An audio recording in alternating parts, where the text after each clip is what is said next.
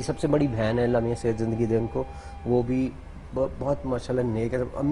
अम्मी के जाने के बाद उन्होंने ख्वाब में अम्मी को देखा और वो कहती हैं कि अम्मी ख्वाब में आई और इससे जन्नत में बैठी हुई हैं और मैं उनके पास बैठी हूँ।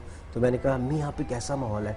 तो वो कहती हैं कि बहुत ही ज़बरदस्त है, अच्छा है, लेकिन बात सुनो कि जिन लोगों ने, मुझे तो पता नहीं चला दुनिया में, जिन लोगों ने यहाँ ज़िलहज के 10 रोज़े रखे हैं उनकी कोई मौजें हैं यहाँ पे।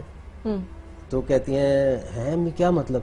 कहती हैं ये ज़िलहज के 10 रोज़े होते हैं ना, ये जिसने रखे हैं, और कहते हैं जाके अपने ना बहन भाइयों को बताना, लेकिन उन्होंने सुस्ती कर देनी है मुझे पता है, लेकिन उनसे कहना कि 3 ना छोड़े कम से कम आखिरी।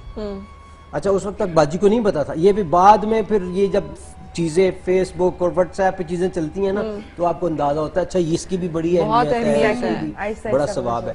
तो उसके बाद फिर हमारी फैमिली ने, यानी अम्मी ने जाने के बाद ख्वाब में आके बाजी को बताया कि जिन लोगों ने इधर वो रखे थे ना, उनकी कोई इधर मौजें हैं, ठीक है, जन्नत में। तो हमने कहा सुभान अल्लाह। तो माँ तो जाकर भी आपको कुछ ना कुछ बता रही है। वाह क्या बात है। तो उसने